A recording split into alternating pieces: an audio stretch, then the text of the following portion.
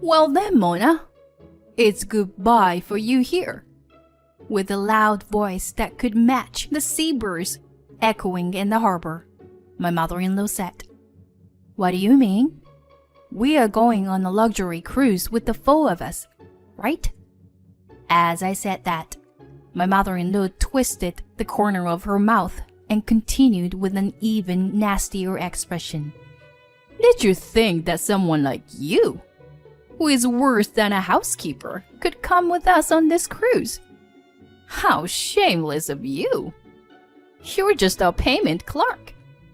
A useless daughter-in-law doesn't need entertainment, and you can't spend a vacation at the same level as us.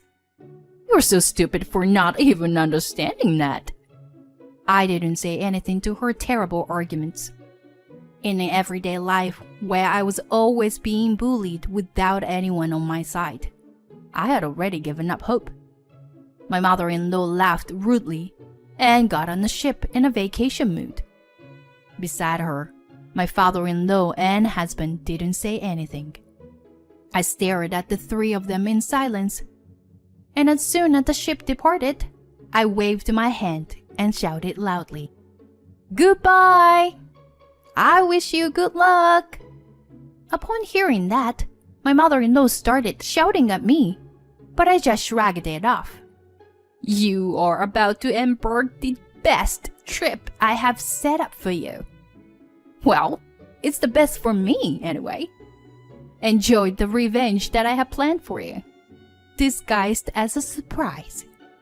The details will be revealed once you arrive. My name is Mona, a 38-year-old working housewife. I work as a clerk at a medium-sized enterprise. I have been married to Andrew for 7 years. Andrew and I were originally friends from our student days. We lost contact after graduating from university, but we started hanging out occasionally after we coincidentally met on the street. We started to develop feelings for each other and began dating about a year after we reunited. Andrew told me a secret shortly after we started dating. He revealed that he was infertile. He said with a gloomy expression, "If I'm with you, we won't be able to have children." However, I wasn't bothered by it. I never really wanted to have children myself. And I thought that if we didn't have children, we could still find our own happiness.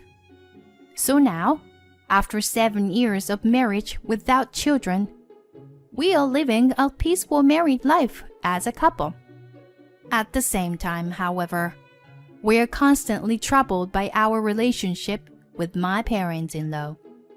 Our house is located right across my parents-in-law's house, and since Andrew also works for the company that his parents run, we often interact with them. I'm not complaining about that. The problem is that both of my parents-in-law treats me coldly. My mother-in-law has always spoiled Andrew, so she seems to dislike me and treats me like a nuisance.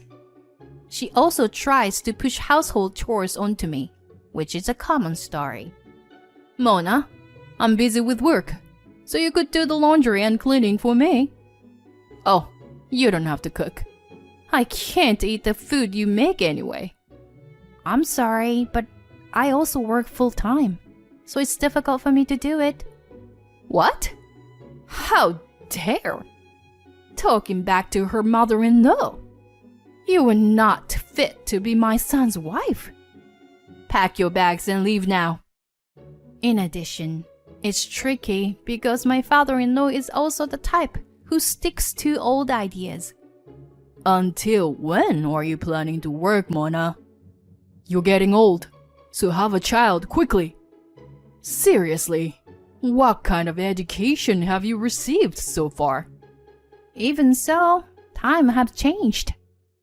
You can have a happy home without children. That's not the issue. If you say things like that, I'll contact your company tomorrow and have you quit your job to have a child. My in-laws are stuck in old days, which makes it difficult. I try to respond politely, but they give me twice as much in return. So I just ignore them. Andrew acts like he doesn't know anything about their behavior. He is mild-mannered and doesn't like conflict, but that's not always a good thing. He thinks that if he supports me, he doesn't know what his parents will say. So, he pretends not to see it, and sometimes even agree with his parents. I hate to say it, but most of the reason we don't have children is because of my husband's infertility. Andrew asked me not to tell his parents, so I didn't. Yet, I'm sad that he doesn't defend me when they criticize me. Despite all this, I still love Andrew.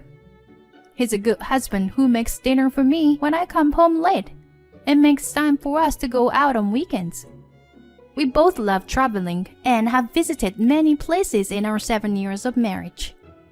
One day, my husband handed me a brochure. "Mona, don't you want to travel in a luxury cruise ship?" I have never been on one before, although I have been on a ferry. That sounds like a lot of fun. But we can't come up with that kind of money right away. Well, let's plan to go in 2 years then. Let's save up and work together. Until the summer of 2 years from now. Well, he's right. We should be able to save enough money in 2 years. Okay, let's do that. In 2 years. From then on, my husband and I focused on saving money. We tried not to buy anything we didn't need and did everything we could to save money. And then, when it was 6 months until the trip, my mother-in-law suddenly visited our home as usual. Hey, I heard that we are going on a luxury cruise ship, right? Have you already made reservations? If you don't hurry, you won't be able to make a reservation, will you? While I was surprised by my mother-in-law's sudden words, I asked her what I was wondering. How do you know? We're going on a trip. Then Andrew, who was sitting in front of me, scratching the back of his head, said, "Oh, I told Mom. We're going to be away for more than 10 days, so it's natural, right?" Yeah, I understand that, but if they find out before we make a reservation, they might say they want to go. They want to come with us. And I wanted to keep it a secret from my in-laws. My inner voice was in vain, and my mother-in-law continued speaking. Work is a little busy at the moment, but it's okay to have fun once in a while, right? I couldn't believe it, but my mother-in-law grinned and I asked, are you planning on coming with us too? When I asked, my mother-in-law gave me a sharp look. What? Of course we're going. My husband will come too. It was an unbelievably audacious statement. I wanted to go on a trip with my husband alone, not with my in-laws. I stared at Andrew, desperate for him to refuse. I wonder how long it's been since we had a family trip. Helpless.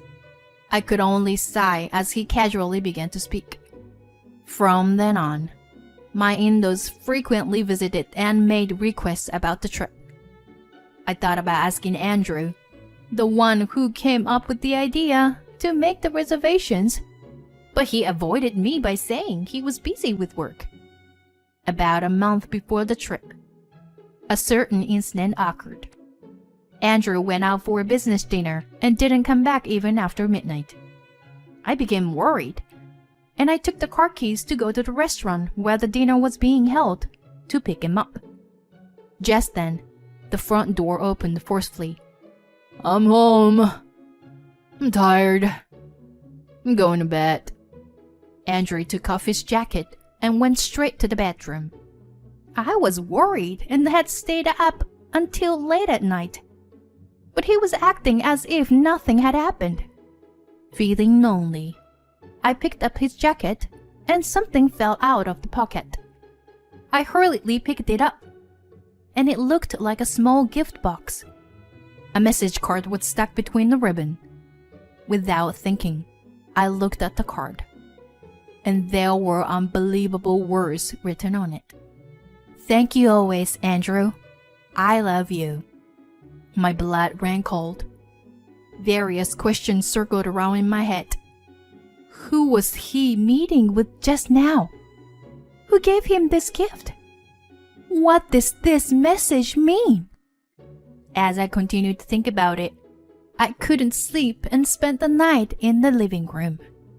The next day, my husband woke up carelessly with a big yawn. I presented the gift box and message card to him. "What is this? Where were you yesterday? It wasn't a business meeting, was it?" Andrew immediately opened his eyes and looked surprised. No, it's not that. It's just that, as thanks for helping her with work." "I see. That's quite a passionate thank you, saying I love you." When I said this, Andrew started stammering and repeating words. "No, that's not it. It's just that..."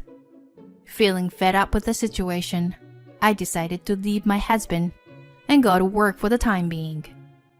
I still felt uneasy, but I managed to finish my work. At lunchtime, when I turned on my smartphone, I saw that there were a lot of missed calls from my in-laws. Just as I was feeling annoyed, my mother-in-law called me again, so I had no choice but to answer. "Hey, Mona. I heard that you suspect Andrew of cheating on you. Our child would never do such a thing, you know. Even if he did cheat on you, that's just a man's instinct." Excuse me? After my mother-in-law spoke in a forceful manner, my father-in-law immediately took over the phone. "That's right. If anything, it's your fault for doing something to make him cheat on you in the first place. Andrea only cheats because you don't have children and are always working. When you get home, make sure you apologize to my son. Got it?" My father-in-law said whatever he wanted, and then immediately hung up the phone. I had finally had enough. My in-laws, who were turning me into the bad guy, and my husband, who didn't protect me, and even sided with them all these years. I finally decided to execute the plan I had been thinking about for a while. And finally, the day of departure of the luxurious cruise came. My in-laws and Andrew got in the car with smiles on their faces. I was going to drive to the port and board the ship from there. I secretly felt excited. It's going to be a great trip. While holding back my urge to laugh, I drew up the car towards the port. The port was surprisingly quiet and empty. I unloaded everyone's luggage and headed towards the pier. I smell the sea. Andrew is acting carefree and childish. Then, at the moment, my mother-in-law approached me with a big smile on her face. "Thank you for making the reservation, Mona. Let's meet again in 2 weeks. Please pick us up." "What do you mean? We are going on a family trip with 4 of us, right?" My mother-in-law twisted her mouth and made a malicious face, and continued.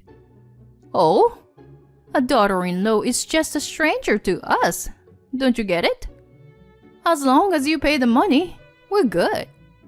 I didn't say anything. My father-in-law and husband were happily flipping through travel magazines. Andrew noticed my gaze, shrugged his shoulders, and said shamelessly, "It seems to be like that. By the way, I can't see a luxury cruise ship anywhere. Where is it?" My mother-in-law looked around suspiciously. "There don't seem to be any other passengers either. Did you get the correct location, Mona?" "Don't worry. Please enjoy yourselves from here on. I led the three of them onto the boat. Is this really the right ship? My father-in-law muttered, looking at the boat in front of him. It was a small boat that seemed to be full with just 10 people. So I explained to them. You will transfer from this boat to the luxury cruise ship. It's a security major, they said. So, don't worry. Now, get on board.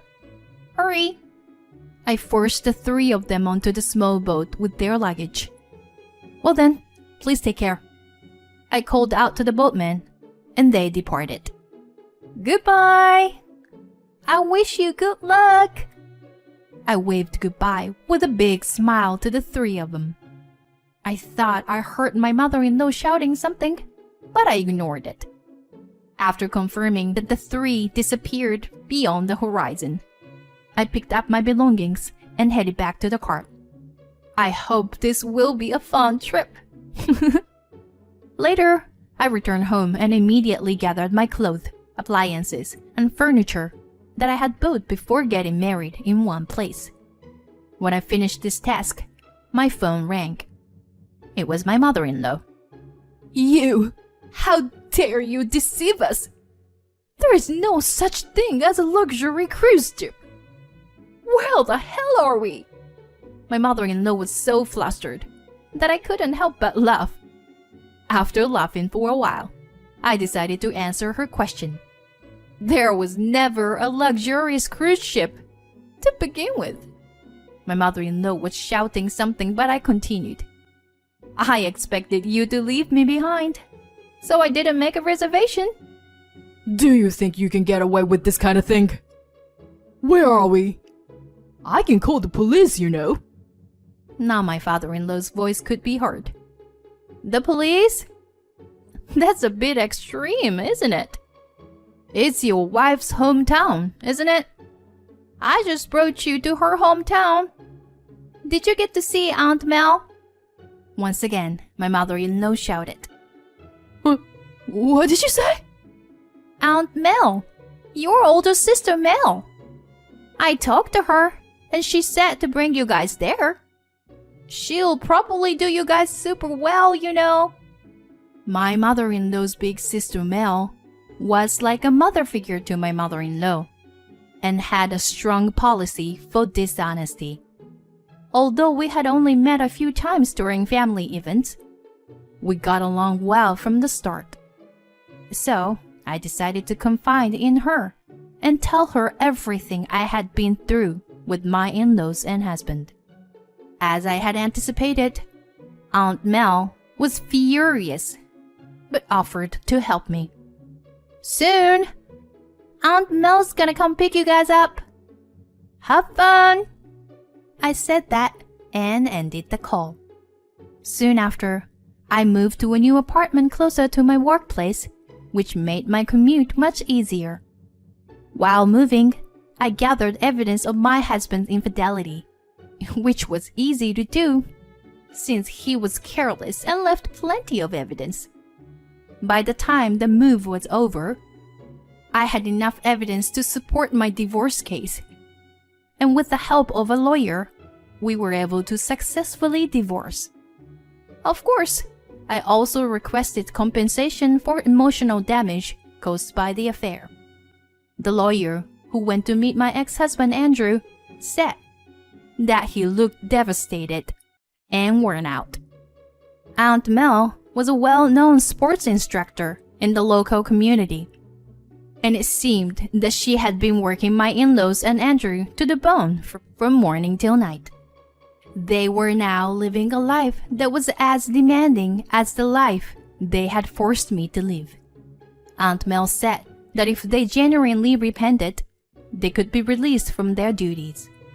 However, my in-laws' family business had practically gone bankrupt, and they had nowhere to go. It was no longer my concern, though. I just hoped that I would never have to see them again. On the other hand, I recently met a kind and understanding man who accepted me, including my divorce and everything that led up to it. Once his work is less busy, we plan to get married. Although my path to happiness may have been long and winding, I look toward to living a happy life with someone who always puts me first.